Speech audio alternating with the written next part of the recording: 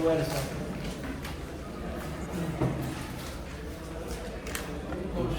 La puerta que pasa lo ¿no? Uno tiene ya desde que el chico ya anda jugando, que se mete por todos lados, uno lo va diciendo y lo va viendo, pero no se da cuenta de las implicancias de lo que está viendo.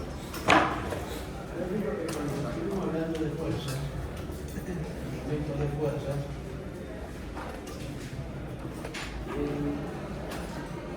tuvimos la posibilidad de encontrar una famosa resultante.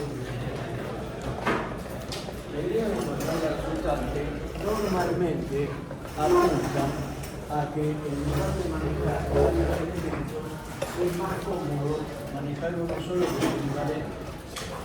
Entonces nos tomamos el trabajo de encontrar la resultante. A veces se gana algo de tiempo a posteriori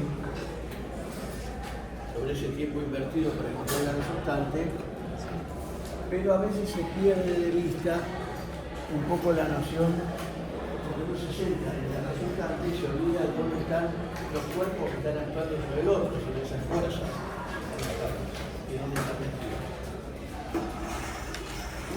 También tenemos que tener presente, después les voy a mandar una ubicación del banco para que se distribuyan, porque ya sacaron los que pueden abrir la puerta y ahí hay un grupo grande, que va a servir también después para los parciales.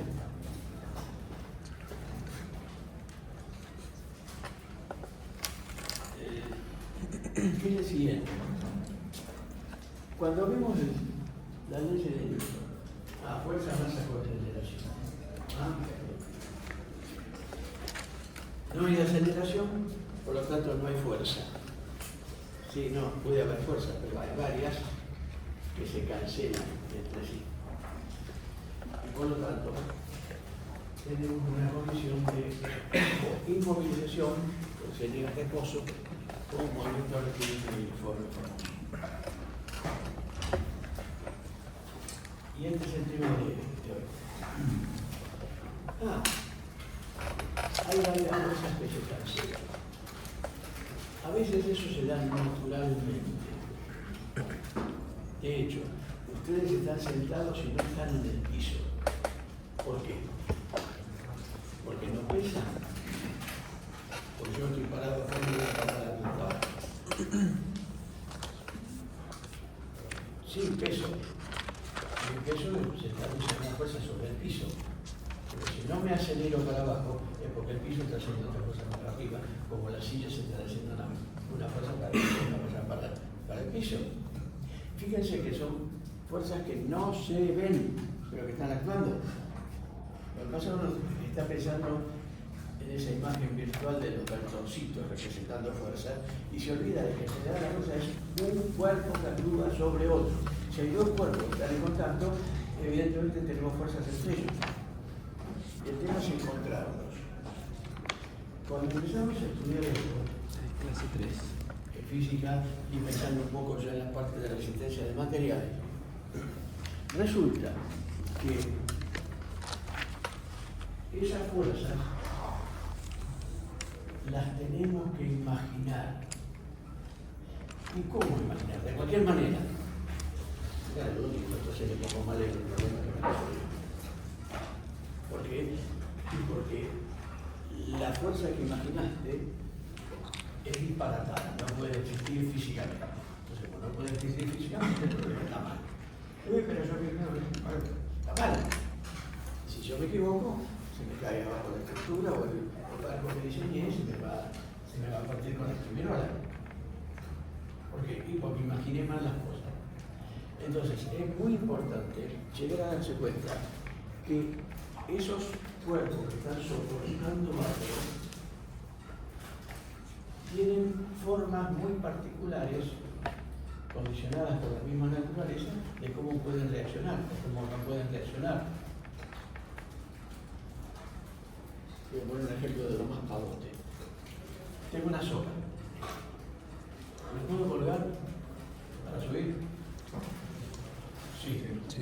para poner dos y poner una maca. Sí. ¿Por qué? Y porque tiene características que le permiten resistir esos esfuerzos de tracción. Pero si lo comprimos no sirve. Si quiero usar la soga para bajar y la soga está atada abajo, voy a caer demasiado rápido. Ahora, si es una estaca, si es un poste, un puntal, entonces más ganado. Una columna de alumbrado, bueno, entonces por ahí me la puedo rebuscar. ¿Por qué? Y porque ya el tubo de acero o de madera tiene características, el tronco de la palmera tiene características que le permiten reforzar. Así como lo de tracción, también lo de compresión. Y así surge el concepto que en física se llama vínculo. Son cuerpos que están vinculando otro cuerpo con normalmente algo que va a servir de soporte, que es lo que normalmente decimos la tierra, el piso, el suelo. Ahora, ¿esos vínculos son todos iguales? No, porque cuando son naturales, son lo que son lo que hay. Y cuando los construimos nosotros, los construimos con un determinado propósito. Entonces, ese determinado propósito hace que tengan distintas características. ¿Por qué? Porque, es decir, deseamos vínculos, sí. Todo lo que hago, necesito vincularlo a algo para que no se desarme y para que esté donde yo quiero que esté.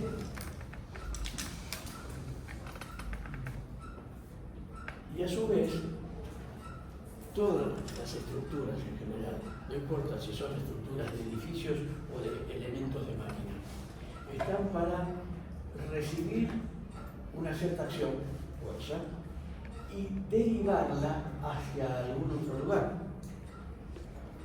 Supóngase, tenemos un puente. Ese puente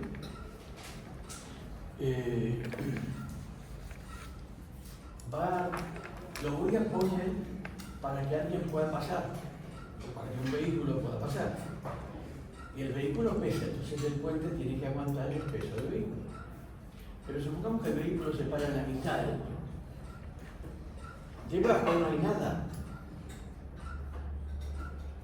El puente tiene que distribuir o hacer que el peso ese que está actuando ahí de ese vehículo vaya a los aportes en el punto.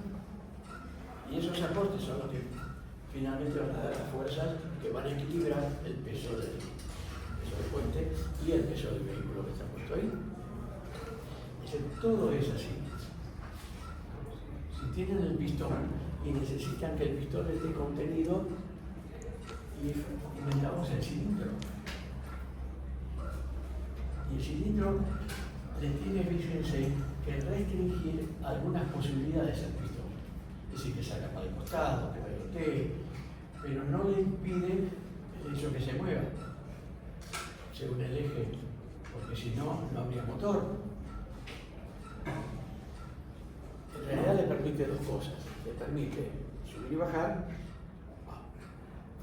si es un cilindro en B, bueno, moverse en el sentido axial, digamos, y además la posibilidad de rotar sobre el suelo. Motores chicos no, pero motores grandes conviene para disminuir el desgaste de la camisa, bueno, que el motor tenga rotación.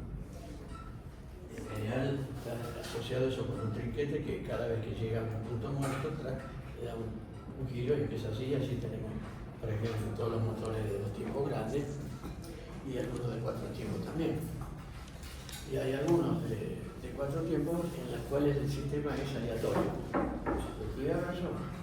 No lo llego a escucharlo. ¿No? Pero sí lo ves.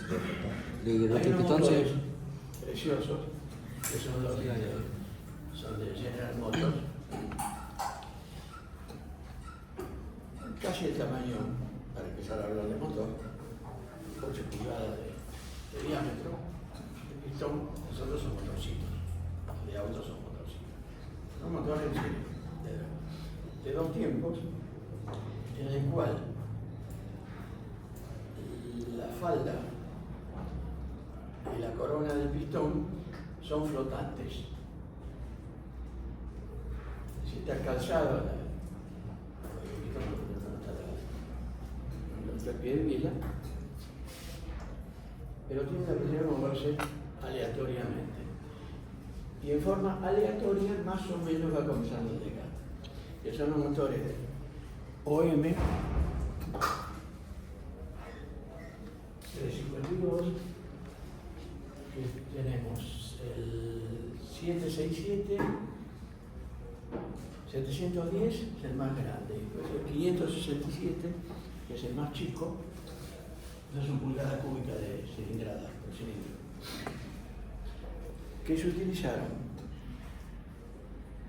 para los buques de desembarco que usaron los yanquis en la Segunda Guerra del Pacífico, submarinos y locomotoras. Las locomotoras del Belgrano tienen ese motor, está de colorado. Algunas del San Martín y del Mitre, las GT22 también, de la línea Roca también, ese mismo motor. Los más grandes, 567, el 654, un poco más grandes. Son preciosos esos motores, son de dos tipos. ¿Y cómo funcionan? Como el aire con las lumbreras entra Pulento. claro, entra en forma tangencial. Entonces, ese movimiento circular por fricción contra la camisa del lo que va haciendo que el pistón vaya rotando. Muy ingenioso. ¿Y por qué no tiene sistema de trinquete? Porque es tan grande como para poner sistema de trinquete. Bueno, basta. La puerta. La puerta tenemos que inventar algún tipo de sistema que me permita abrir la puerta y que la puerta no salga volando. Bueno, aquí inventamos las bisagras. Esas bisagras están permitiendo movimientos de rotación, pero no permiten movimientos de desplazamiento en las direcciones perpendiculares al eje de rotación. Sí permiten este desplazamiento que incluso para sacar la puerta. En nuestra materia física y en resistencia de materiales, a ese tipo de vínculo lo llamamos articulación. También puedo querer clavar una estaca en el suelo o meter una ménsula en la pared. Entonces un agujero que le pongo y después pongo cemento. A eso se llama empotramiento. El término civil se utiliza también empotrado, así que Está todo el mercurio igual, aparte de resistencia a los materiales. Y después tenemos otro tipo de apoyo muy popular en la generación de ustedes, que es la patineta. Yo puedo estar en una patineta y evidentemente restringe la posibilidad de que me vaya para abajo, pero me permite desplazarme. Es decir, son distintos tipos de vínculos. Ay, pero la patineta es un vínculo, y de alguna manera sí, porque es un vínculo entre el piso y yo. Para arriba.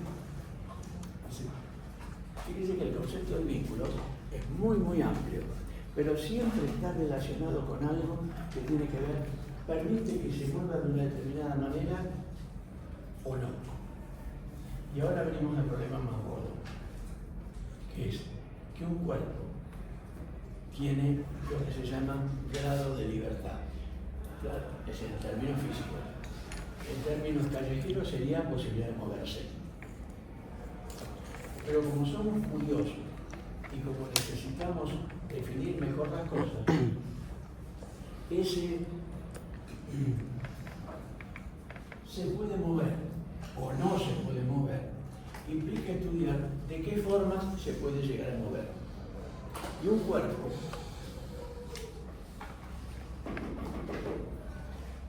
cualquiera, no importa la forma que tenga, tiene para un movimiento tridimensional espacial dos posibilidades de moverse. Se puede mover en una determinada dirección, ¿sí? Lo que se llama traslación. y puede rotar alrededor de un eje. Rotación. ¿Hay otra posibilidad? No. Si me vengo al plano, al movimiento plano, se puede mover en una dirección y puede rotar alrededor de un eje.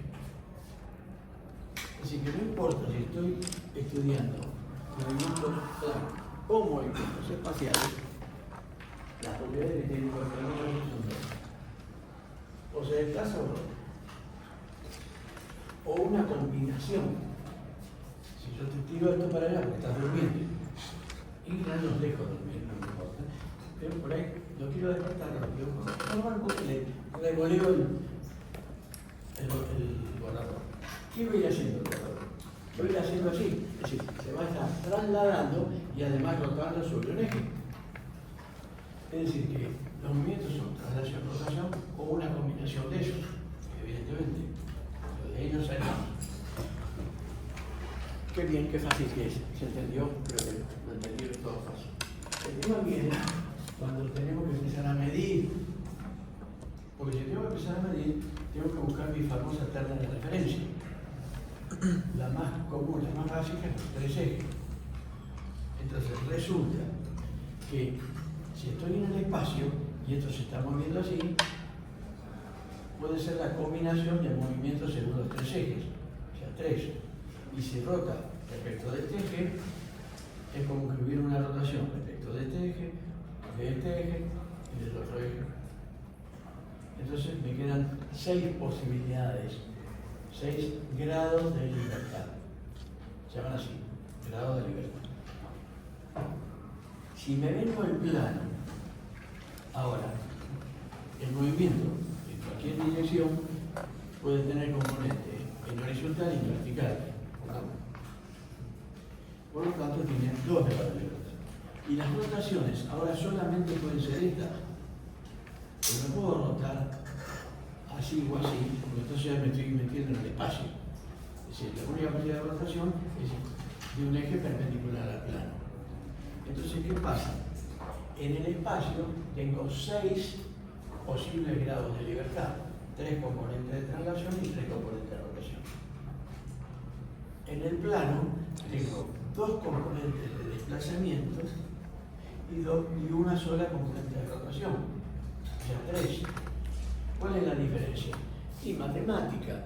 Es más fácil trabajar con 3 cosas y hacer 3 ecuaciones que plantear 6. Pero conceptualmente, todo lo que sirve para el plano se puede extrapolar al espacio. Prefiero explicar sobre el plano porque se entiende más fácil. Y a la hora de hacer cuentas, más fácil también. Porque fíjense que matemáticamente, para poder describir lo que sea de movimientos, y si hay movimientos, velocidades y aceleraciones, no es un tema de tercera mecanismo. O, ahora, de estudiar las fuerzas que hacen que un cuerpo quede inmovilizado, en el plano nos basta con 3 ecuaciones. Si vamos al espacio, necesitamos 6. Y 6 implica trabajar con determinantes, con matrices, a mano. A menos que tengamos calculadoras hoy en día que nos permitan plantear los sistemas. Es decir, que conceptualmente no hay ninguna diferencia entre trabajar en el plano del espacio. Pero matemáticamente se complica mucho y hay muchas más posibilidades de equivocarse. ¿Así de fácil? Y además en el plano es cada vez más fácil verlas. Más fácil imaginar. Por suerte, las aplicaciones, vendría el otro problema. Toda esta clase de hoy es un conceptual, la última parte va a ser un ejemplo, pero tenemos que tener las ideas claras. Si no, es todo de memoria y hace el viento y me olvidé de todo. Porque si ya lo entendí, no puedo.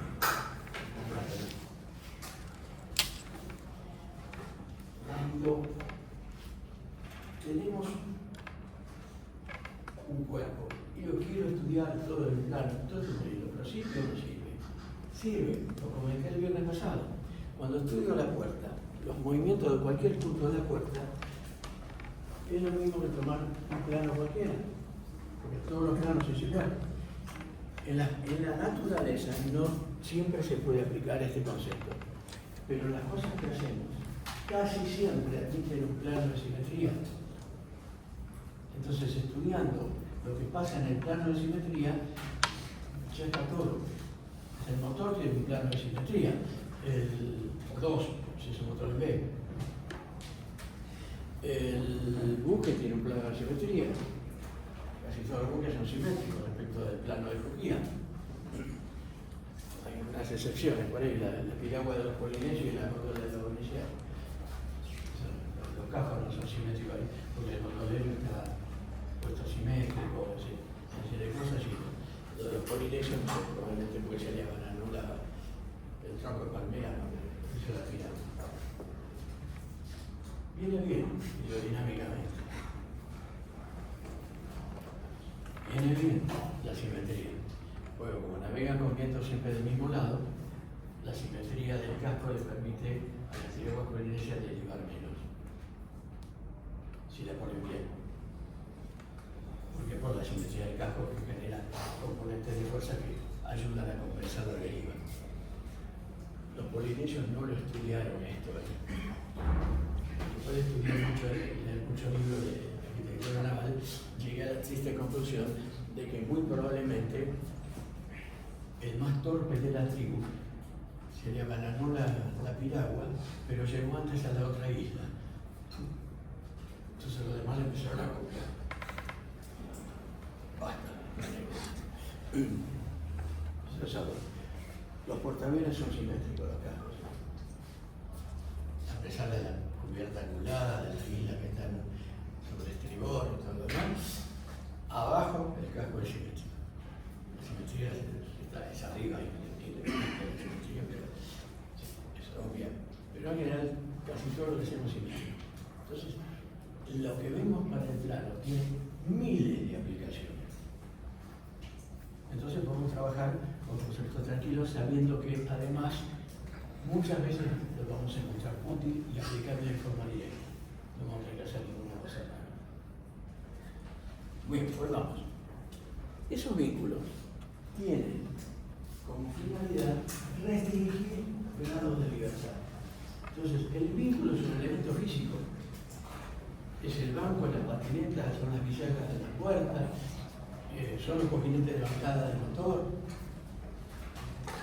es el bastidor del motor, la camisa, el cilindro. Todos son elementos que a su vez necesitan de un vínculo, pero a su vez ellos son vínculos para otro. Pero el vínculo siempre restringe grados de libertad. Por lo tanto, podemos hacer una clasificación de los vínculos diciendo, claro, el vínculo de más nivel es el que restringe más grados de libertad. Ese mayor nivel me permite clasificarlo como grado.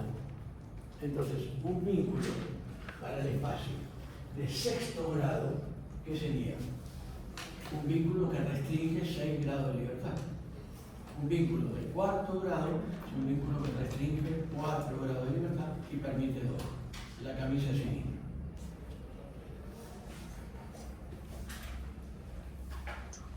Un vínculo de primer grado restringe 1. Ahora bien, si estuviéramos bajando al plano para trabajar de forma más sencilla, un vínculo completo que restringe todos los grados de libertad sería un vínculo que restringe 3 grados de libertad. Tercer grado, segundo grado o primer grado. O sea, ahora voy a seguir hablando en el plano. Entonces, un vínculo completo que restringe todo sería un vínculo de tercer grado. Es el encontramiento. Una vez que lo encontré, listo. I get it. Qué bien. Si quiero enseñar una máquina, evidentemente tengo que usar grado de libertad, vínculos que tengan menos grado, que tengan menos grado de libertad. Pero para una estructura, qué bien, empotro. ¿Por qué? Porque con un vínculo aguanto todo. Hay algo que no les dije todavía. Los empotramientos tienen una capacidad inherente, si está bien hecho, bastante grande de resistir fuerzas. Pero es muy difícil resistir momentos de fuerza. ¿Por qué? Y porque la naturaleza es así. Si tengo esta silla, ejemplo clásico, pueden hacer la prueba de por ustedes o con un escobillón. Esta silla no sé cuánto pesa, está pesando 2 kilos, no sé, por ahí. ¿Cuál es el vínculo ahora? Mi mano, la muñeca, en la distancia. Y puedo estar sosteniendo esto cada año un poco menos, porque cada año estoy más débil, pero todavía más o menos me las puedo rebuscar. Pero si la quisiera sostener extendida, voy a poder muy poco. Desde luego, con una mano ya no, y con 2, 5 segundos. ¿Por qué? ¿Pesa más la silla? No, pesa lo mismo. Pero ahora el centro de gravedad de la silla genera un momento respecto de la mano, que aquí no, porque más o menos quedó colgada y el centro de gravedad quedaba a la altura de la mano, de la muñeca. Por lo tanto, este vínculo que estaba impidiendo todo, no le cuesta mucho resistir momentos. Si clavo una estaca en el suelo y después empiezo a tirar para sacarla, me puedo pasar la vida. Pero si la muevo así un poquito, el suelo no resiste el efecto del momento de la fuerza que estoy aplicando, con muy poca fuerza lo aflojo porque agrandé el agujero y porque la saco con 2 dedos. Entonces, la idea de empotrar, por ejemplo, a grandes rasgos, sería un puente. ¿Por qué no lo empotro? Se va a caer. Va a ser muy difícil aguantarlo.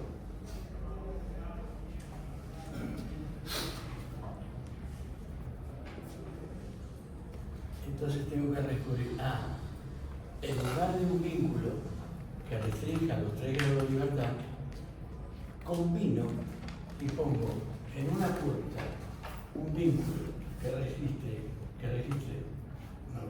una articulación, una bisagra, que aguante 2 grados de libertad, restrinja 2 grados de libertad, y el otro grado de libertad lo restringo con otro apoyo en la otra punta del puente. Entonces, podría, por ejemplo, tener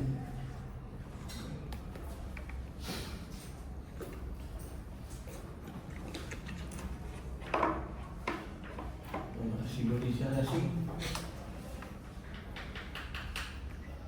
un vínculo de segunda especie,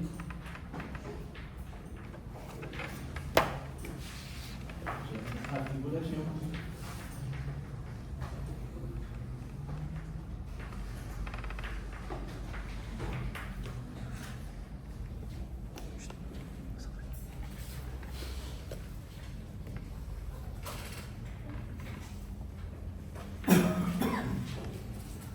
ponemos el puente y aquí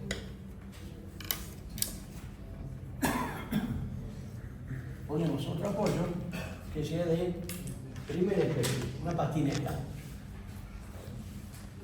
Entonces le pongo unos rodillitos acá.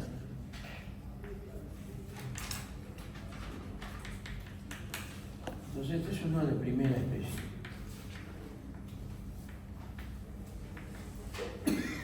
Se llama apoyo móvil.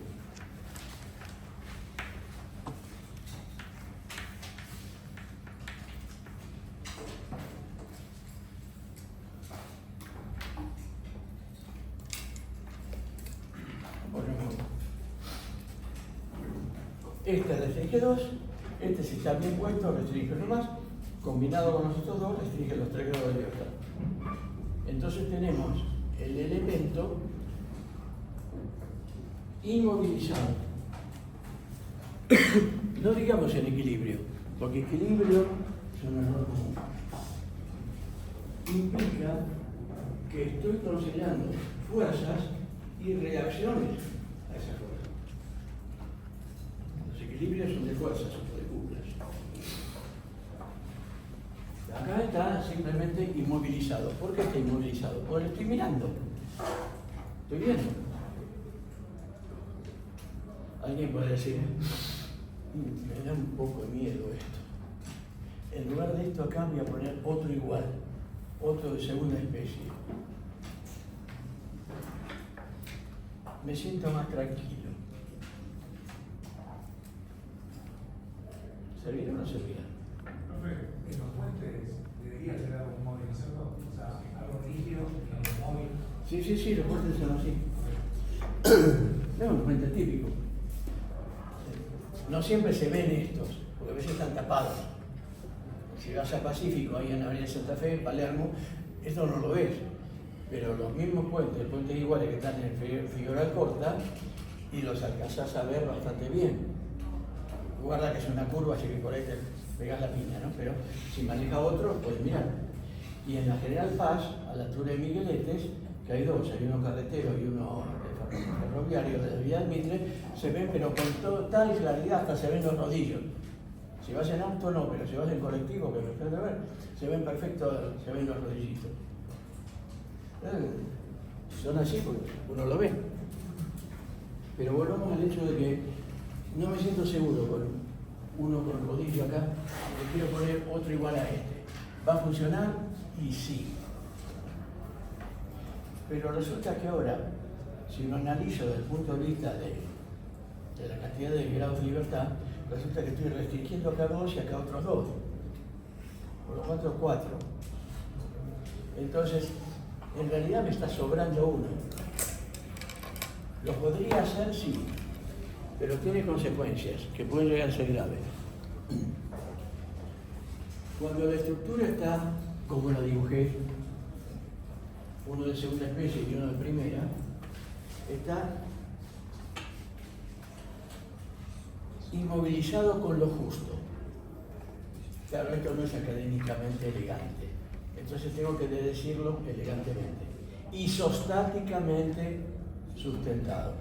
El iso es igual, quiere decir que tenemos la misma cantidad de grado de libertad que de condiciones de vínculo. Si condición de vínculo es cuántas restricciones aplica el vínculo.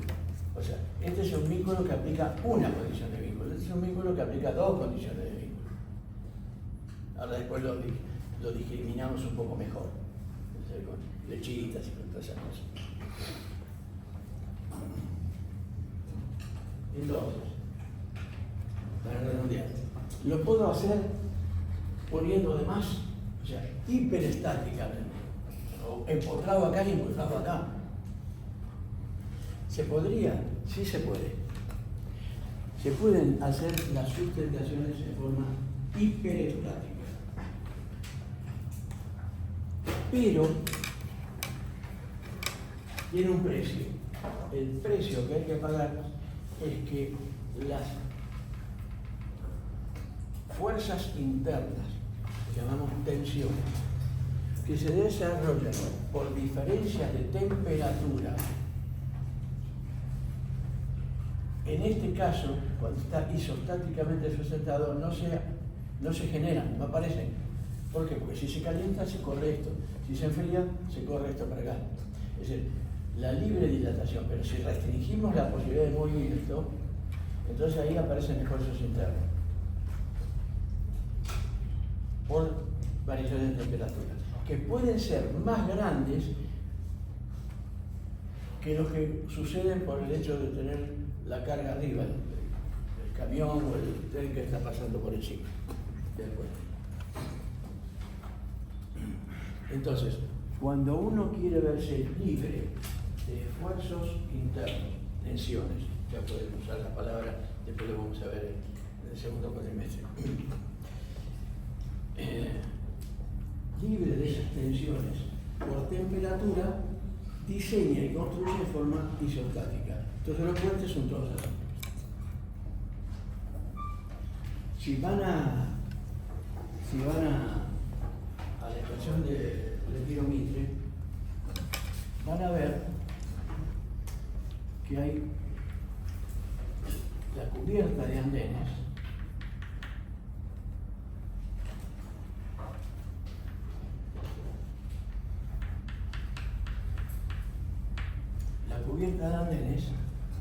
es una combinación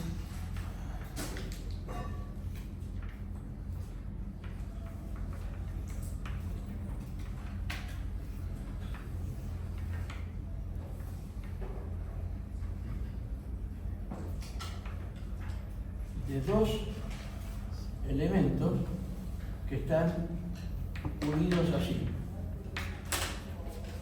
Tienen una articulación aquí, una articulación ahí arriba, que si miran bien lo van a ver, y otra más acá. Estas antes estaban a esta altura, después elevaron los andenes y ahora están casi a nivel del piso, pero todavía se ve. Acá teníamos dos cuerpos. Para movimientos en el plano, este tiene 3 grados de libertad. Y este tiene 3 grados de libertad.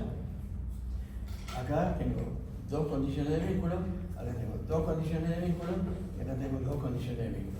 2 más 2 son 4, más 2 son 6. Igual número de grados de libertad que de condiciones de vínculo, por lo tanto está isostático. Cuando esto se calienta, el sol se lo reparte y lo reparte. Y no hay esfuerzos acá debidos a variaciones de temperatura. Por otro lado, uno dice, ¿por qué no hacemos todo así? Y porque me puede convenir aceptar las tensiones para una mayor seguridad. Porque esto tiene una cierta debilidad. Si un apoyo cede, anulamos todo. No es sobreabundancia. La sobreabundancia que estaba dada, como comenté al principio, cuando dije de poner acá otra articulación, es un poco el miedo. Digo, ¿qué pasa? Me siento más seguro si te doy más afirmado. Entonces, las estructuras muchas veces se hacen hiperestáticas y no de primer grado.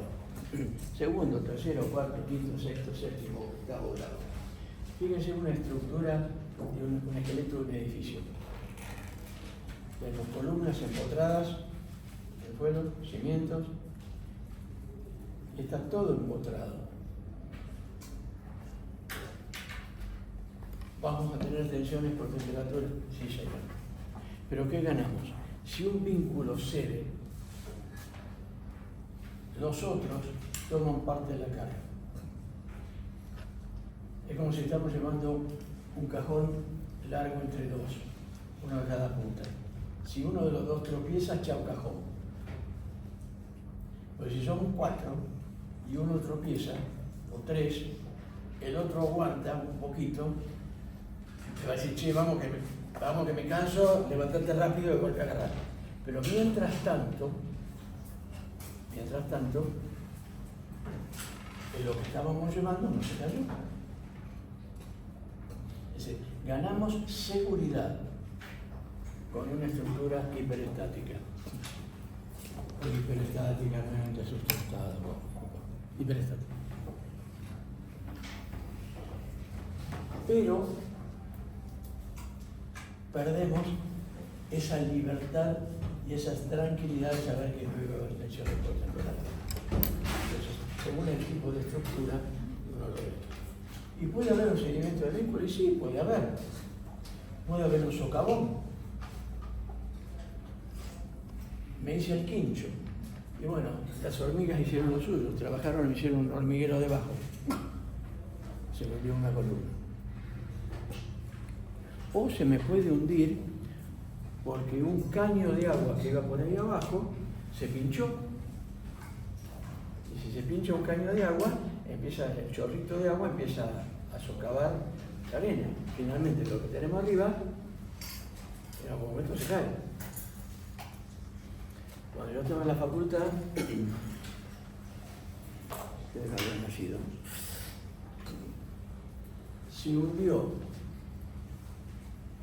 la avenida General Corta a la altura del Lago Grande, porque estaba obra sanitaria.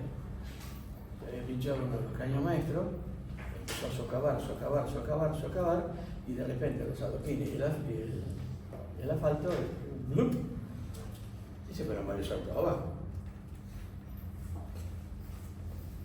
En Puerto Belgrano se me hundió delante de una de las casas de bomba, mismo problema, mismo parte, mismo castigo. Fue una grúa, camión grúa, puso las patas, tiene que sacar un motor eléctrico de un aviso que estaba ahí. Plantó la pata, presión hidráulica para levantar la grúa, ¡slac!, la grúa abajo. Por suerte tenía otra grúa más grande, la Lorraine de 75, la pescamos y la levantamos. O sea que son cosas que pueden pasar. Uno se imagina que el vínculo no cede, pero el vínculo puede llegar a ceder. Entonces, en esos casos, cuando uno prevé que la estructura tiene que aguantar, aunque un vínculo ceda, tiene que ser hiperestático. Bueno, pero con la presentación por temperatura, bueno, mala suerte. Quería seguridad y bueno, la tengo que pagar. Entonces, quedamos en que si tengo un cuerpo y lo quiero movilizar en el plano, le tengo que aplicar tres condiciones. ¿Cómo las combino? Un vínculo de tercera especie, que ya vimos que es medio débil, entonces puede no convenir. Uno de segunda especie y uno de primera. Suman tres.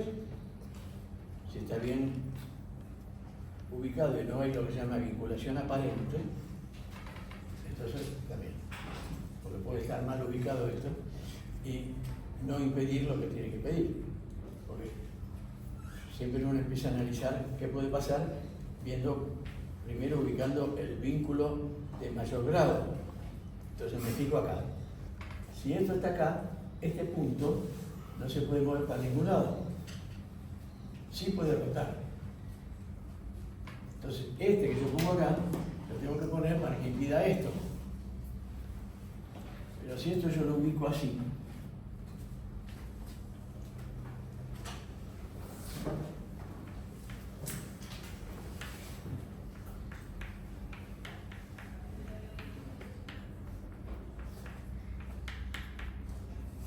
esto así,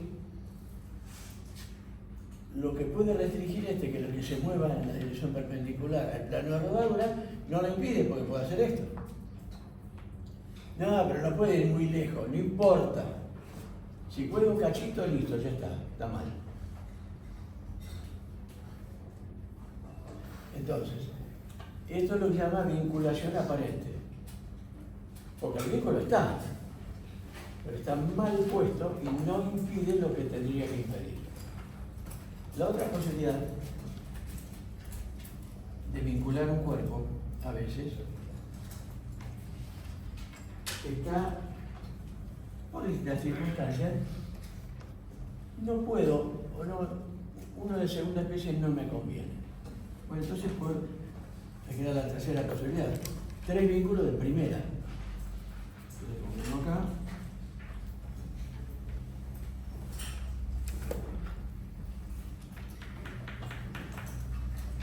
Acá.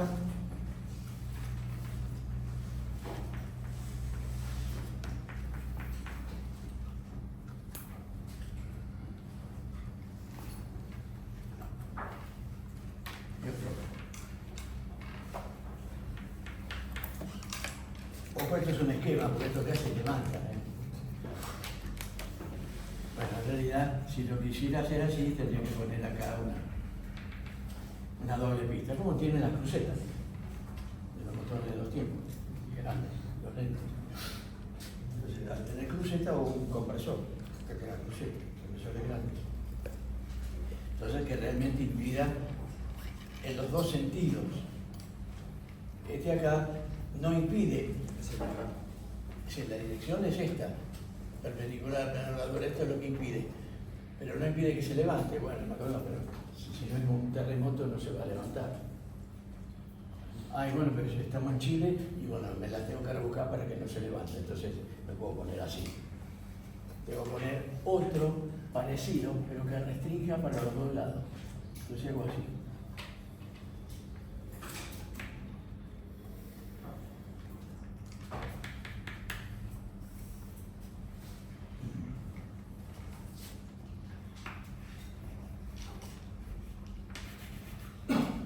¿Listo? Ahora no pueden ni para arriba ni para abajo. ¿Por qué no lo hago siempre así? Porque esto es más fácil de montar. Vengo con la grúa, como pasó ahí cuando hicieron los nuevos triangulares anaranjados en la Penal Park. Vengo con la grúa, esto lo planto, lo pongo, bajo, lo apoyo. Es más, si ustedes lo miran ahí en el tiro, van a ver que es una articulación como una especie de bisagra. Tiene un perno, por supuesto, para que pueda rotar ahí. Pero los puentes, no lo van a ver así. Esto lo van a ver como que no está unido, simplemente apoyó. O sea, son variantes constructivas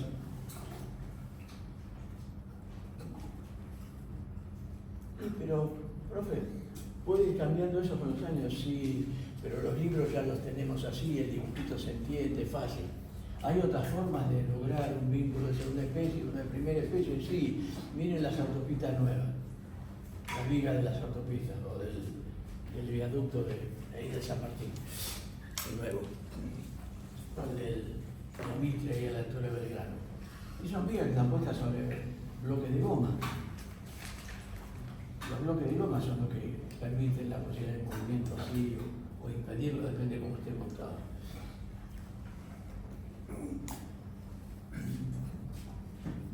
Bien, si hago así y pongo 3 de primera especie, lo que se llama bien,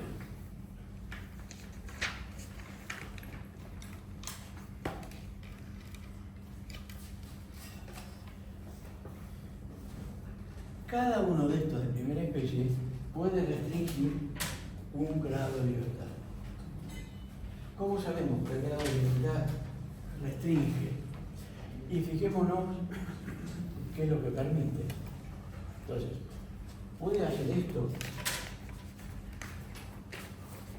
la pieza acá, alrededor de esto, puede hacer así. Sí. No mucho, no es que vaya a pegar toda la vuelta, poquito. Sí. ¿Qué es lo que no puede hacer? Desplazarse en una dirección cualquiera. Para nosotros, esquemático cuadriculado, horizontal y vertical. Entonces, no puede,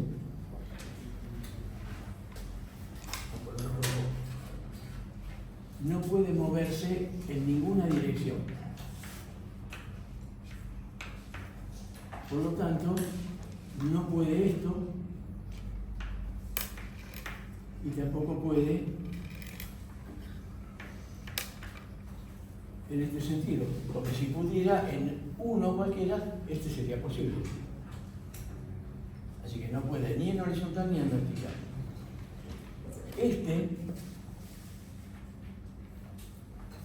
Por supuesto, si estuviera solo, permitiría esta posibilidad de movimiento.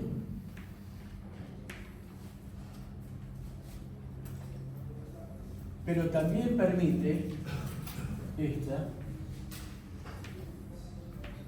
porque para eso están los rodillos,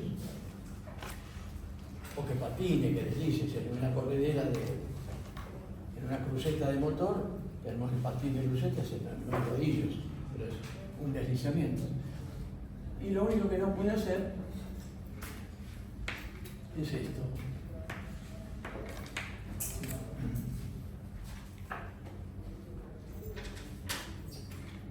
¿y cómo es que estos tres que están acá me permiten inmovilizar? Y porque tengo acá una condición de vínculo, acá tengo una condición de vínculo y acá tengo una condición de vínculo. 1, 2, 3.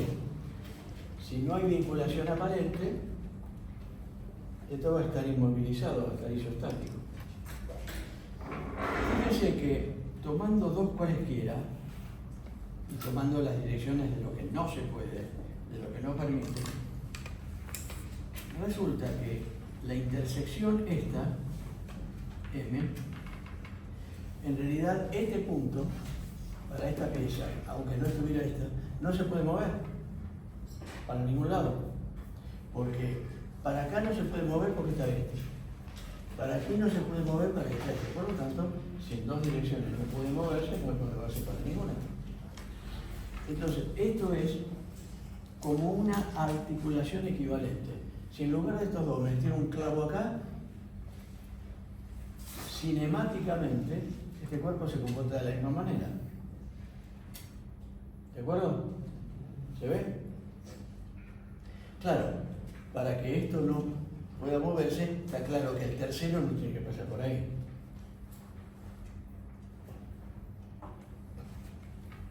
Profe, yo estoy yendo en contra. Si en lugar de considerar este con este y este, digo este con este, porque es para jorobar. Y es lo mismo. Si considero este con este, la articulación equivalente estaría por acá abajo. Y si considero este con este, y la articulación va a estar...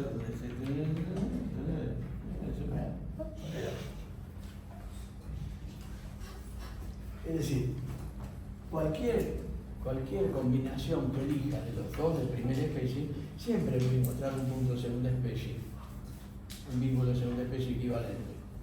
¿Qué es ficticio? Pues no existe. Existe es este. Pero ¿cuál tomo? Y lo que me queda más cómodo para dibujar. ¿Para qué me voy a marcar buscando la interacción de este para después ver qué pasa con este otro? Elijo lo que me quede más cómodo. Pero si quisiera hacerlo para el otro lado, y también sería posible. Es decir, que tener un cuerpo con tres vínculos de primera especie para el plano queda inmovilizado. ¿Sí? ¿Qué pasa si se juntan los tres? Si se juntan los tres, una máquina. Aunque no sea mucho, un poco se va a poder mover. Y como dijimos que queríamos inmovilizar, fracasé.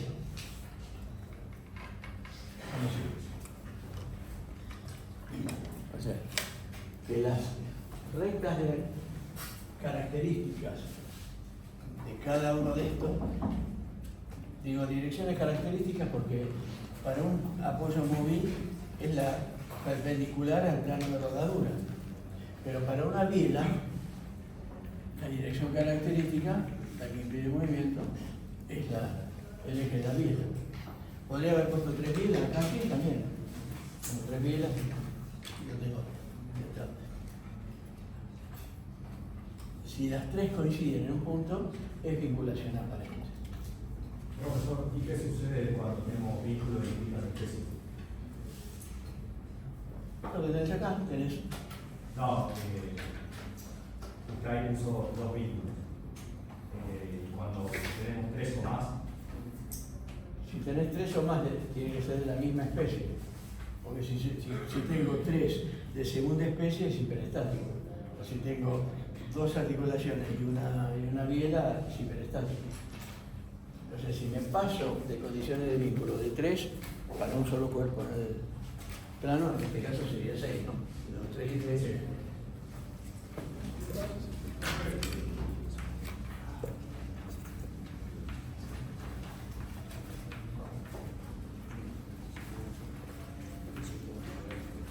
¿Sí? ¿Y qué pasa si en vez de dos especies ponemos uno de primera especie? ¿Uno solo de primera? ¿Dónde? En el puente, en el que es el 6, no, de abajo. En ese, en vez de poner uno de segunda, pones uno de primera y uno de segunda y uno de segunda. ¿Qué es el mecanismo? Ah, ok. ¿Por qué? Porque estarías ponerle acá una patineta, entonces tenés una condición de vínculo acá, 2 acá y 2 acá. Tenés 5 condiciones de vínculo, pero con 6 grados de libertad. Entonces tenés un grado de libertad remanente. ¿Qué va a pasar? Que este se va a correr allí y esto viene, colapsa.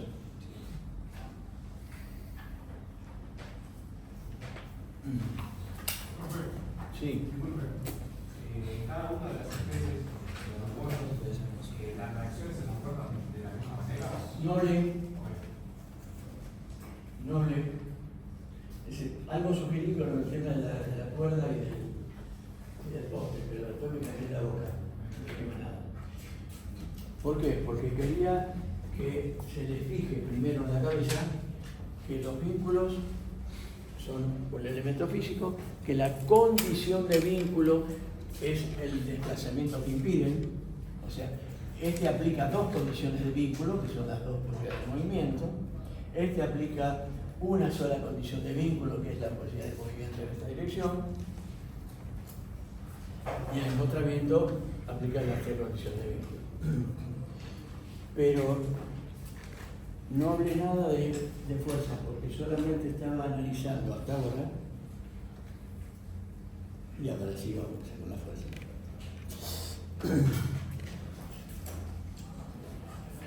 A no considerar más que la condición geométrica, digamos. ¿Qué posibilidades de movimiento hay y qué vínculos estamos poniendo para condicionarlos, en el caso del pistón, en el cilindro, o de impedirlos? ¿Puedo tener un cuerpo así con 2 vínculos de primera especie? Claro. Pero entonces estoy aplicando 2 condiciones de vínculo y me va a quedar un grado de libertad. Es un vagón de ferrocarril.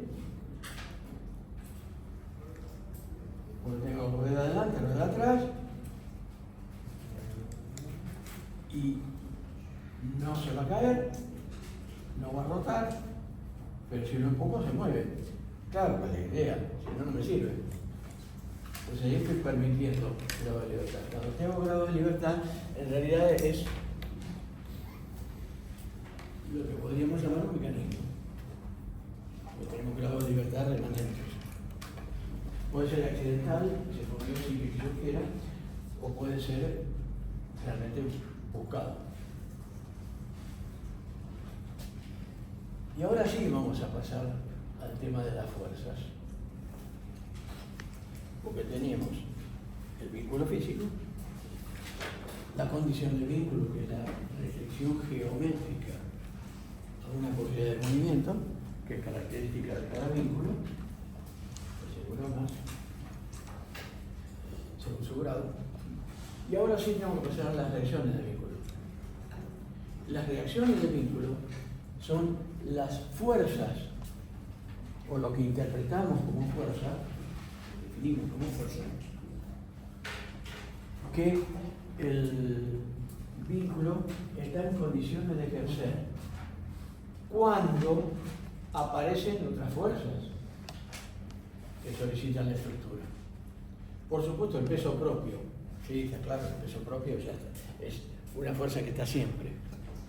En general van a ver que en los ejemplos, los problemas, el peso propio no aparece porque es muy común en las estructuras que el peso propio sea menor y bastante menor, y las consecuencias de ese peso propio sean menores que las de lo que se supone que el cuerpo va a tener que soportar.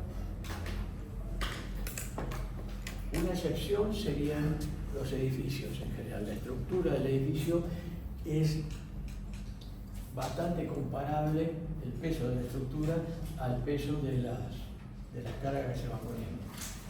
Lo que sucede es que lo que estamos viendo nosotros en esta materia, y aún en la facultad, son casos particulares, porque estamos asumiendo que todo de lo que sucede es la suma de los efectos parciales.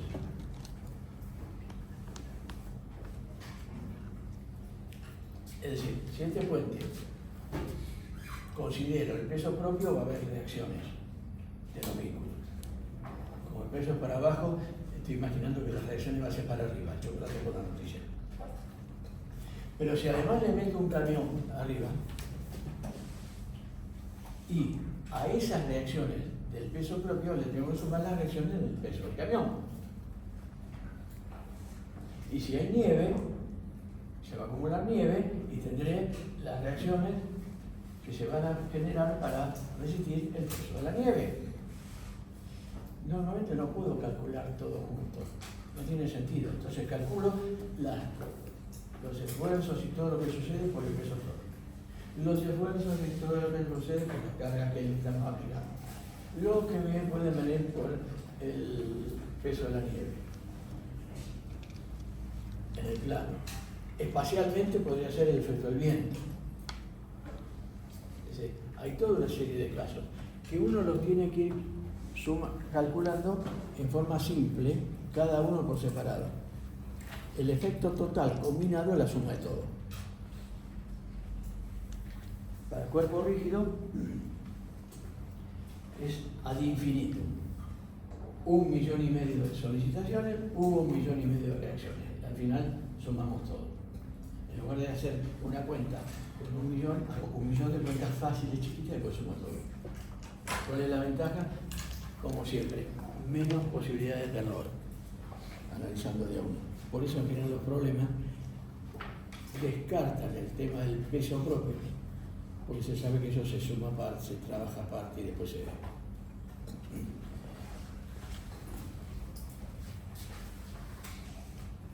Muy bien.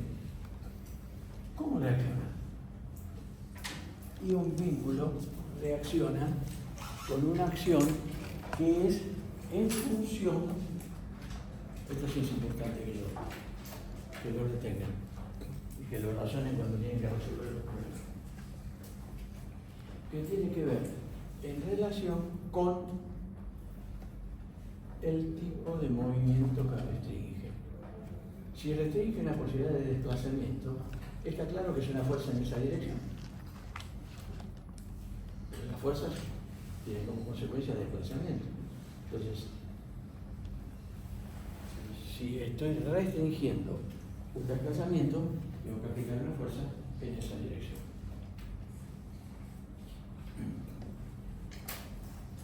Si lo que estoy restringiendo es la posibilidad de rotación, por ejemplo el caso del empotramiento, impide la rotación, así impide la rotación, para impedir la rotación tiene que ser una cúpula.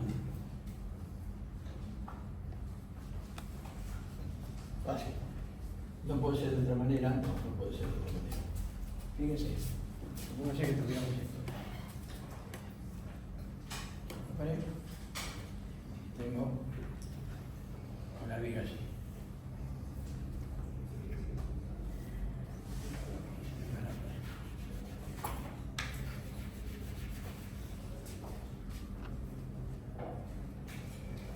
Si acá pongo algo colgado o apoyado,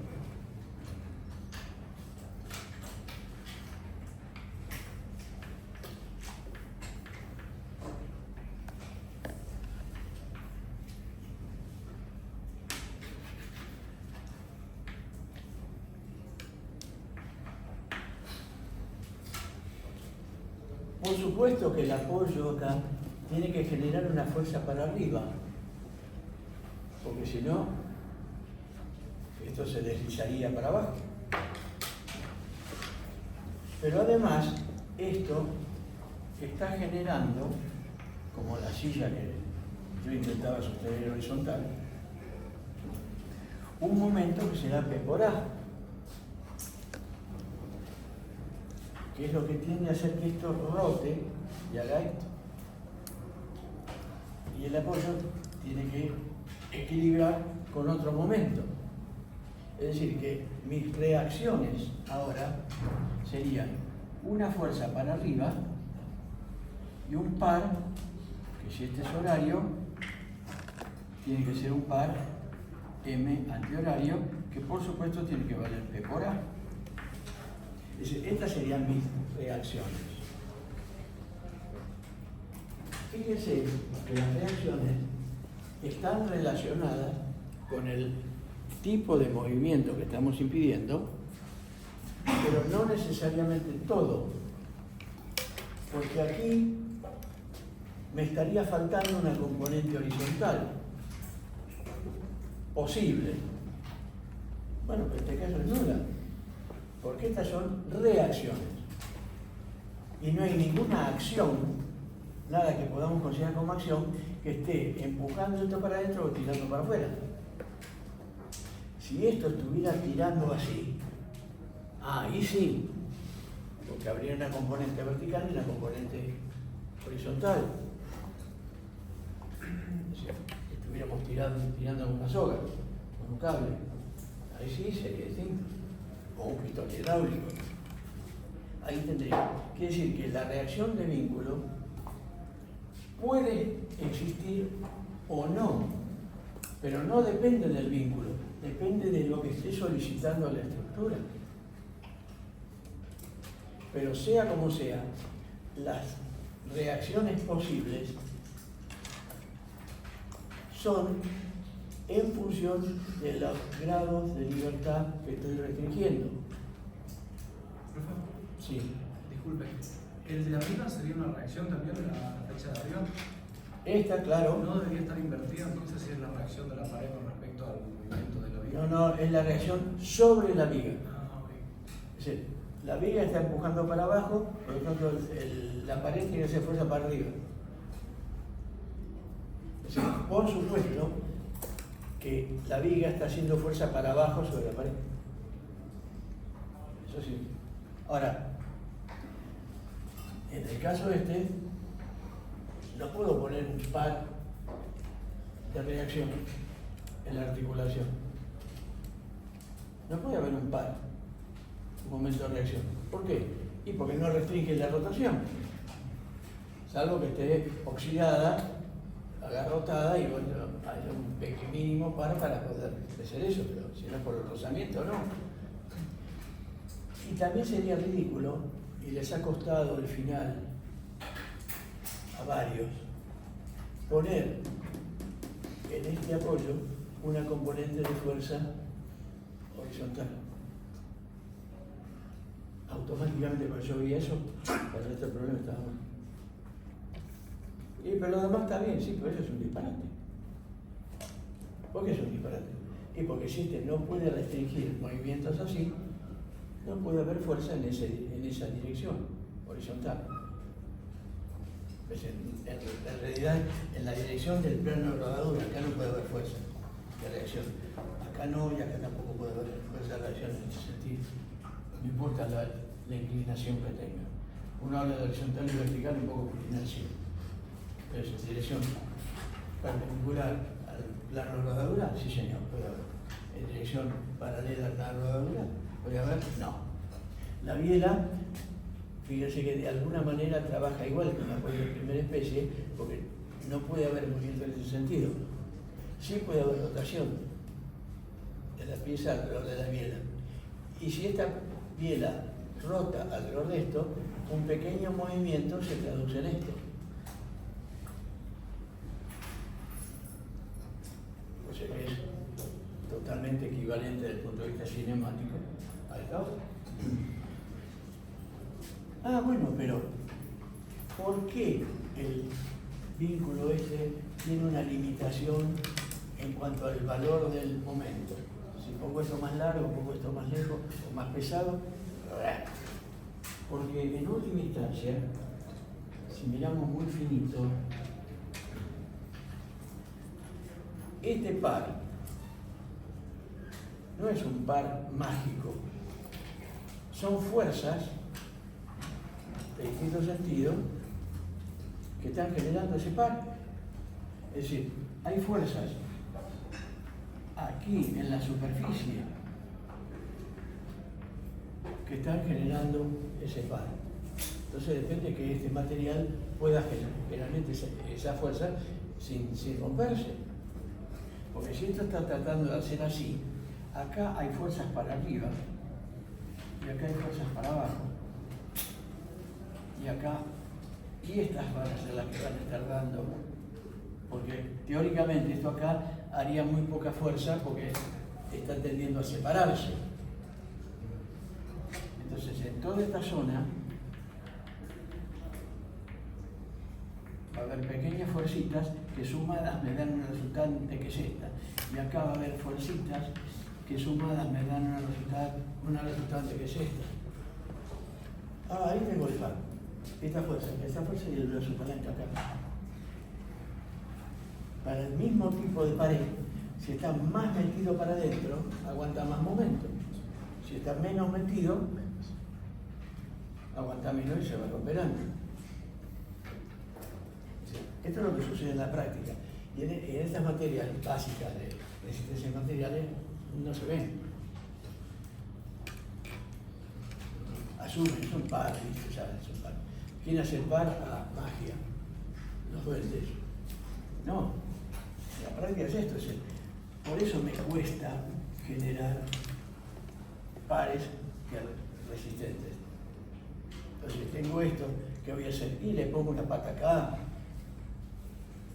la ménsula, le hago un apoyo acá abajo, o un tensor acá arriba. Pero algo que alivie para que este momento realmente lo pueda resistir mejor. Entonces, para un ratito, redondeo una idea. La reacción del vínculo, y por ahora vamos a hablar de vínculo externo, porque es el de los apoyos.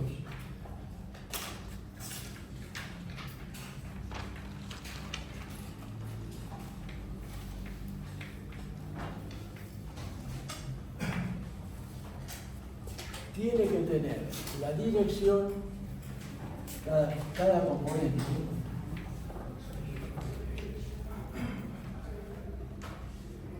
tiene que tener sí o sí la dirección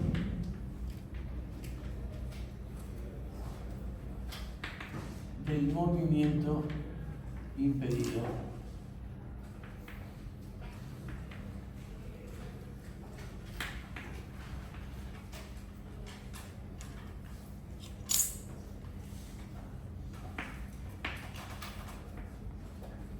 La dirección del movimiento impedido. No puede haber componentes de fuerza, de reacción o par, si no está restringido un movimiento, o en el caso del par, una cosa así.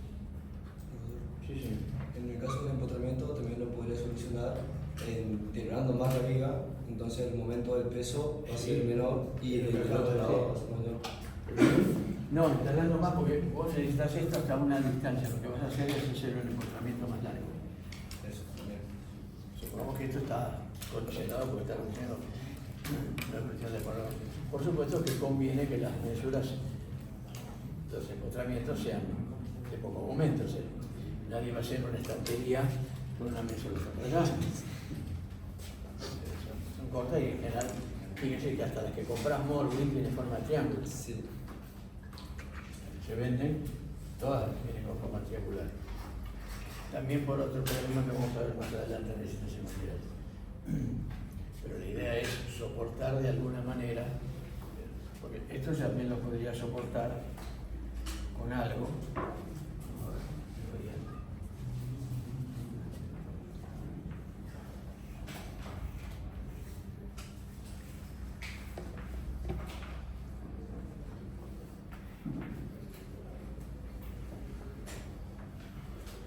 Entonces no estoy encontrando. Lo que voy a tener es que anclar acá y anclar acá. Pero entonces voy a tener que el par ahora va a aparecer como una fuerza en este sentido, en este tornillo o lo que fuera, y una fuerza en este otro tornillo. Cuanto más separado estén, mejor, porque menor va a ser la fuerza. Que es lo que sucede con las Morwin, ya que se enganchan en en los perfiles todos con agujeritos. Estoy trabajando con esto. Porque el par este va a generar una fuerza acá. Este tiene que tirar para acá. Este tiene que tirar así. Y este tiene que tirar para allá. Ah, este es fácil. Porque está empujando. Entonces, si tengo acá la pata, acá puedo poner un tornillo chiquito. Pero acá tengo que poner un tornillo morrocotudo. Es el más importante este tornillo que este. Si este se afloja no pasa mucho. No es grave. No se va a mover. Pero si este se afloja, chao, tum, se separa todo. Bueno. Entonces, reacciones de vínculo. Y ahora llegamos a la parte triste, los últimos 15 minutos de lo que pasa. Hay que calcularla, porque tuvimos bla, bla, bla, bla, bla, bla, bla, bla. Pero no dijimos nada, si vemos el cuerpo.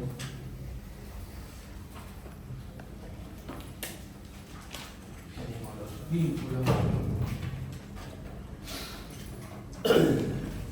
A ver.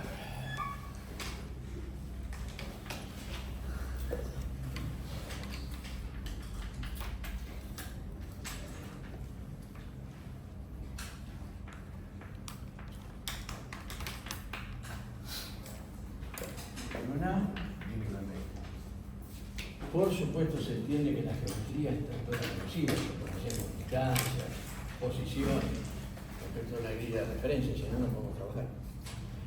Y ahora tenemos una fuerza.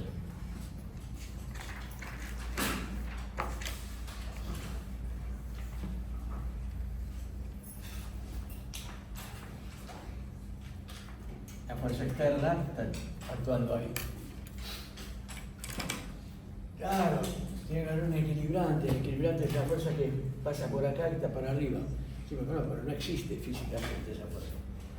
Y esa resultante será, a su vez, ese equilibrante será la resultante de las fuerzas que realmente puede haber. Acá es una fuerza que tiene la dirección esta, perpendicular al plano de la levadura. Y acá cualquiera, puede ser cualquiera. Pero me tiene que dar justamente una fuerza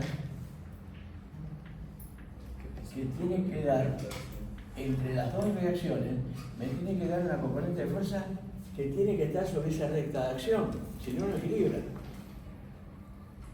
Entonces, está claro que la fuerza tiene, como esta solamente puede trabajar así.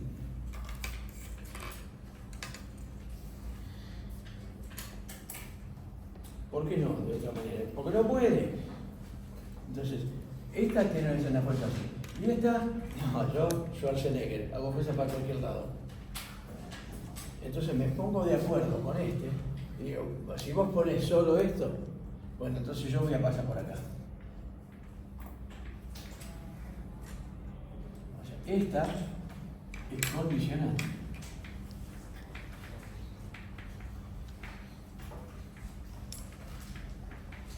Y esta resulta condicionada.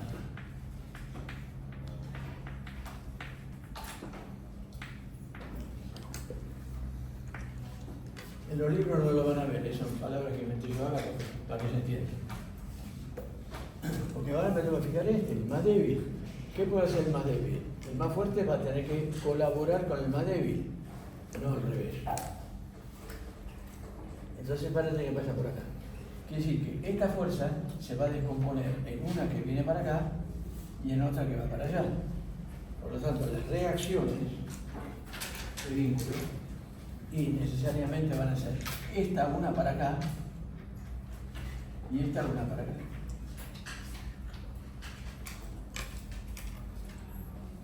¿Cuánto vale? Ah, no sé, depende del valor de esta fuerza, de este ángulo, de dónde estén ubicados. ¿Lo puedo hacer gráficamente? Claro que sí.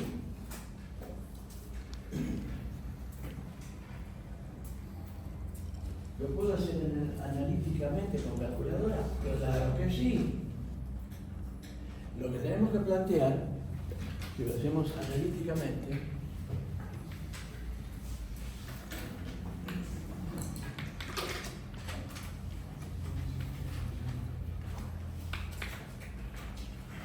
son una ecuación por cada grado de libertad.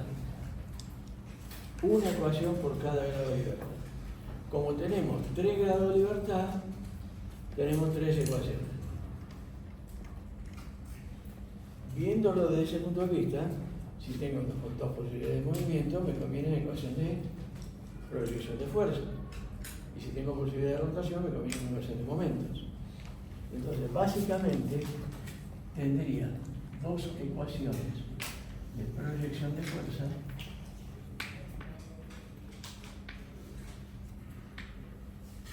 y una ecuación de momentos de fuerza.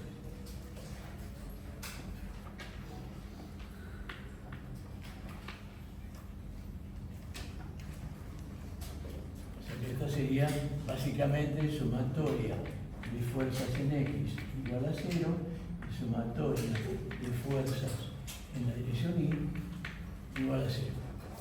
Y una ecuación de momento de fuerza. Ya algo planteamos el viernes pasado, ¿sí? A este tipo de ecuaciones. Lo que me voy a ocupar ahora es de insistir sobre la ecuación de momento de fuerza. ¿Respecto de qué? Supóngase que ahora tenemos un caso en el cual tenemos F1, tenemos F2, tenemos F3, tenemos F4.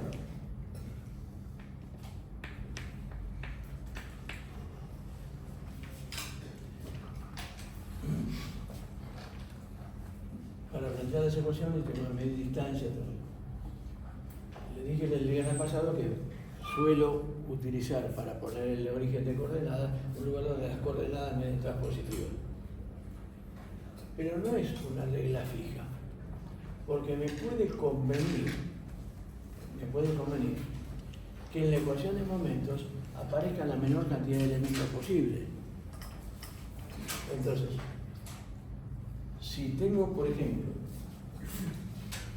vamos a poner los vínculos, porque estas son las externas, y tengo una biela acá, voy a usar biela directamente porque es más fácil para dibujar.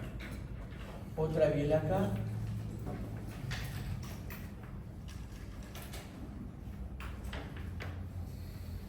una biela aquí, otra biela aquí, otra acá, y otra biela acá.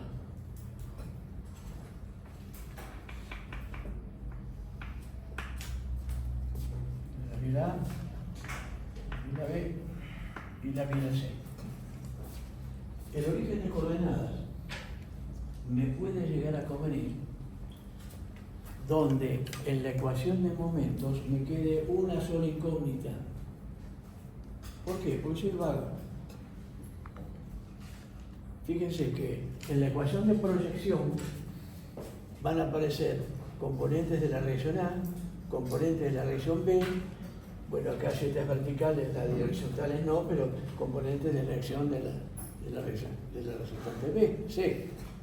O sea, en esas ecuaciones, lamentablemente voy a tener distintas, bueno, por lo menos en una ecuación,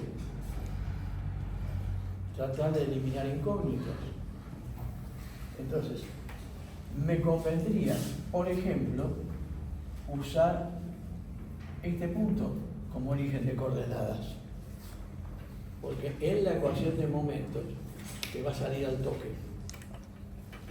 Y si bien es cierto que uno mecánicamente tiende a resolver primero las ecuaciones de progresión y después la de momento, en la práctica suele ser más cómodo, si logramos esto, sacar una incógnita directamente con una ecuación.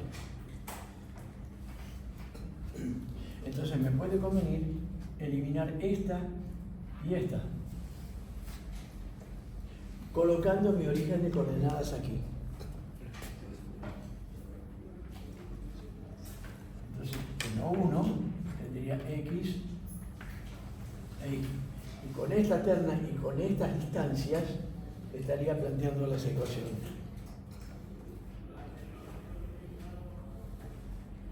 Alguien podría decir, ¿y si en lugar de estas dos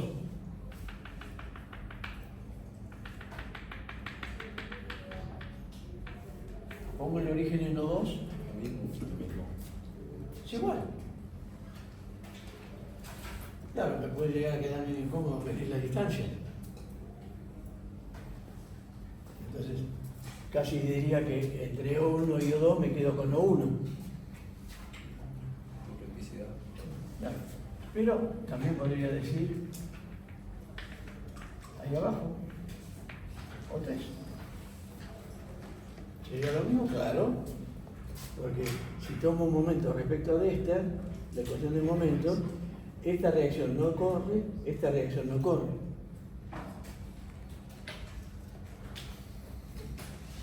Alguien podría decir, finalmente, porque no se le ocurrió. Y tomo este punto como centro de momento. ¿Es matemáticamente posible? Claro. Pero acá estoy eliminando una de las cargas de la fuerza que conozco. Pero me quedan las tres incógnitas. Entonces, no es una ecuación, al quedarme las tres incógnitas, no es una ecuación que yo pueda resolver de entrada, sola, independiente, con la mayor tranquilidad de tener la menor posibilidad de equivocarme posible. Entonces, ¿sería posible? Sí, sería, pero sería poco inteligente. Entonces elijo este punto acá. Entonces elimino F3 y elimino la reacción en B. Bueno, sí, macanudo, porque quedan dos incógnitas. Entonces, la idea al plantear ecuaciones es reducir la cantidad de incógnitas. Lo otro, bueno, si tengo cuidado no me voy a equivocar, me di fuerza por distancia y los sentidos de momentos son positivos o negativos. Pero por lo menos reducir la cantidad de incógnitas lo más posible. Y ahí llegamos a las reacciones de vínculo externo.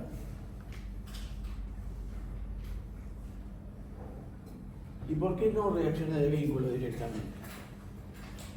Porque más adelante, a fines de junio, principios de julio, vamos a estar viendo otras reacciones que vamos a llamar internas. ¡Qué complicado! Mala suerte, la cosa hay que hacerla.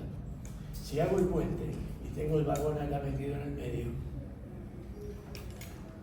acá van a aparecer las reacciones de vínculo externo, y acá en el medio, ¿por qué no se rompe el puente?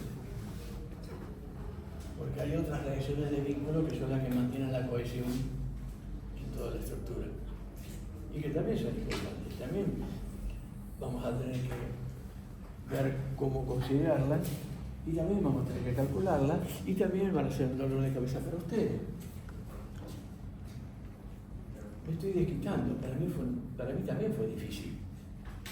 Es más, como no me lo explicaron del todo bien en la facultad, tuve problemas porque si agarraba un libro veía una cosa y si agarraba otro libro veía otra, y lo que este llamaba para arriba y el otro decía para abajo, y lo que este decía positivo y el otro decía negativo, y me volvía loco. Entonces tiraba los libros y me iba por un café. Para que no me viví. En realidad, si le voy a ser sincero, me viví cuando empecé a enseñar. Cuando empecé a enseñar se me empezaron a aclarar un montón de cosas. Porque lógicamente tuve que estudiar más a fondo. Y ahí me quedaron, claro. Lo mismo le va a pasar a ustedes cuando empiecen a trabajar. Cuando vayan al buque, se van a encontrar con un problema, con algo que no funciona, y cuando empiecen, claro. A lo mejor porque se acuerdan de lo que vieron con el profesor de auxiliares o el profesor de motores, o el de caldera, y a lo mejor porque algo dijo el mecánico, el engrasador, que los hizo pensar y acordarse de algo. Es por esto. Siempre escuchen lo que dicen los otros. Ojo, porque a veces dicen cualquier verdura. Y ojo, porque también le van a decir cualquier verdura para ponerlos a prueba a ustedes. Tiene que pagar el derecho de piso. Le van a tirar algo. Inevitable. de lo que ya saben la respuesta. Le pasa a todo el mundo en todos los trabajos, y no se asusten, no se preocupen, pero traten de navegarla bien. Bueno, cuarto, listo. ¿Alguna consulta de esto? Es cuestión de plantear las ecuaciones y no equivocarse. Si mantienen el criterio matemáticamente lógico de mantener los signos correspondientes a la terna esta derecha, los momentos, acuérdense que los positivos son los antihorarios. Tenemos que ir de X a Y. Tiene mucha importancia relativa, porque estamos trabajando con casos en el plano. Si tuviéramos que trabajar en el espacio, sería fundamental, porque tenemos que trabajar con matrices y determinantes. Y ahí un signo es fatal. Cambiados es fatal. Entre nosotros es una sana costumbre, digamos. Otra sana costumbre, con eso termino, perdón. Las incógnitas, ¿cómo las supongo? Porque aquí la incógnita, la fuerza va a ser una fuerza así, acá va a ser una fuerza así, y aquí va a ser una fuerza así. Si solamente fueran fuerzas horizontales y verticales, sería fácil. Me conviene la incógnita ponerla negativa, ponerla positiva. Porque al resolver la ecuación, si me da negativa, fácil para el otro lado. Y en estos casos, aquí la incógnita va a ser así, al revés. Y aquí va a ser o para allá o para acá.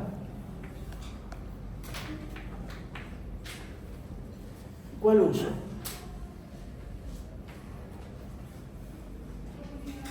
Tienen que decidir. O manda la proyección sobre el eje X o manda la proyección sobre el eje Y. Porque fíjense que estas dos tienen proyección horizontal positiva. Y esta tiene proyección vertical, una positiva y la otra negativa.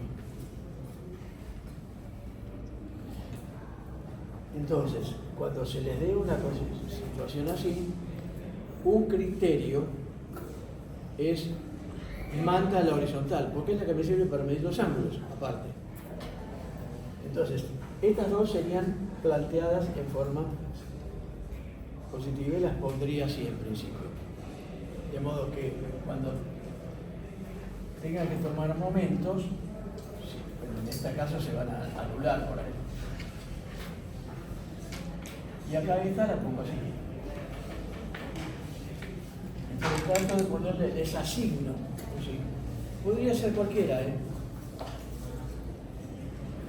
Y acá iban a ser para arriba. ¿Por qué? Pues es evidente que son para arriba. Entonces, cuando el sentido, no la dirección, cuando el sentido es evidente, una forma es ponerla así independientemente de si es positiva o negativa, porque no puede ser de otra manera. En la duda, les asigno una característica arbitraria de sentido positivo. Y cuando son así oblicuas, el sentido positivo normalmente se lo asigno al de la X. O sea que estas dos para mí serían planteadas positivas. De cualquier manera, en esta ecuación no corre. Eso es para las ecuaciones de proyección, porque en esta no aparece. ¿De acuerdo? Si hubiera tomado este punto, entonces esta sí aparecería. Y esta no, y esta tampoco. Entonces, recuerden que planteen como planteen, porque libertad, según el centro, el origen de coordenadas, donde lo pongan, dos ecuaciones, dos incógnitas tendrían que desaparecer. Claro, cuando tengo el puente, pongo el origen acá y automáticamente desaparecen las dos. Si estuviera con este, bueno, o el punto M, solamente me queda la incógnita. Es decir, tienen libertad completa para plantear. O sea, no es cómo lo plantea, cuál es la forma correcta de plantear. Cualquiera. Depende de cuál sea tu punto de partida. Bueno, ahora sí. De pie.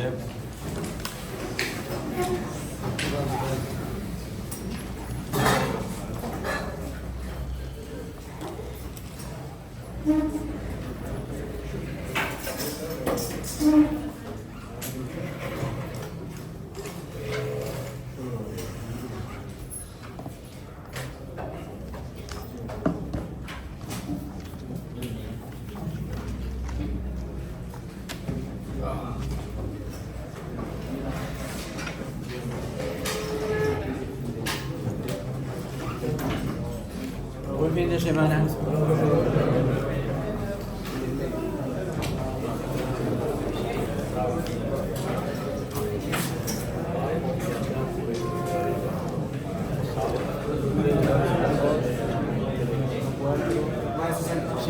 Como que